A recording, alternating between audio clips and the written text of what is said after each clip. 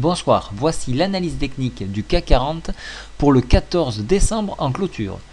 Donc nous avons une belle bougie ici qu'on appelle un Marubozu, noir de clôture. Alors noir parce qu'il est rouge, alors parce que bon en japonais ou c'est blanc ou c'est noir. Donc le noir correspond au rouge et le blanc correspond au vert.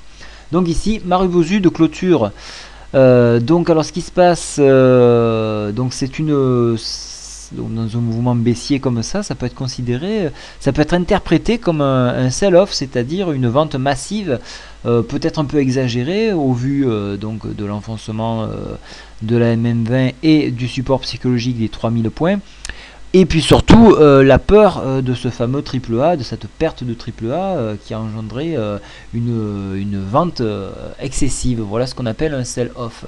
Alors on pourrait aller dans cette optique là chercher le support majeur ici sur 2960 points, cette zone là. Pour après rebondir, donc après cette peur et cette continuité de peur, on pourrait chercher ce support là et donc venir chercher après le milieu du Marubozu qui correspondrait aux 3000 points. Donc ça serait un scénario tout à fait envisageable puisqu'on toucherait le bas de la fourchette d'Andrews, ce qui serait assez intéressant. Donc sur ce point là, donc demain matin ce qui devrait se passer, si moi bien sûr mon analyse est correcte, on poursuit cette baisse jusqu'à ce support et on rebondit jusqu'au milieu du Marubozu à 3000 points. Ça c'est le programme. On va quand même tracer quelques tendances.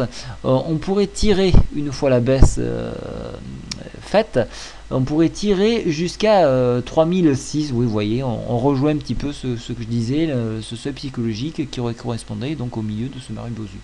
Alors un point important, je vous l'ai évoqué depuis 2 jours. Ça y est, on vient de croiser sur la MACD, donc premier histogramme rouge et encore une fois donc accompagné de volume, hein, c'était à prévoir, hein, il fallait s'y attendre. Alors au niveau du RSI stochastique et du William R, il n'y a rien à en tirer. Le zigzag lui il est toujours à la baisse et le le rock'n'roll est toujours rouge, donc il n'y a pas vraiment grand chose à en tirer. Un petit œil sur l'hebdo, attendez, je vais agrandir, je ne l'ai pas regardé donc je le découvre avec vous. Voilà, là on retombe sur une fourchette qui était sur le haut de la fourchette d'Andrews. On était parti un peu trop vite, on vient chercher ce point bas pour peut-être repartir, donc ça on nous le dira dans le temps, mais il faut une consolidation ici, hein. Voilà, donc un journalier, donc on poursuit donc ce SAR, hein, ce SAR, donc deuxième SAR, donc on va en avoir quelques-uns comme ça, hein.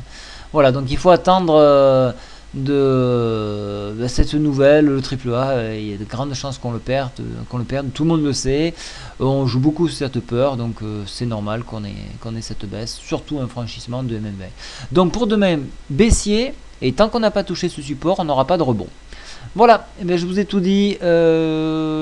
Pour ce soir, oui, donc je vous informerai si j'ai des nouvelles de Sinclair Pharma, puisque ce soir on attend les résultats, donc on a attendu probablement positif. Voilà, je vous informe et je vous envoie le document dès que je l'ai. Bonne soirée, au revoir.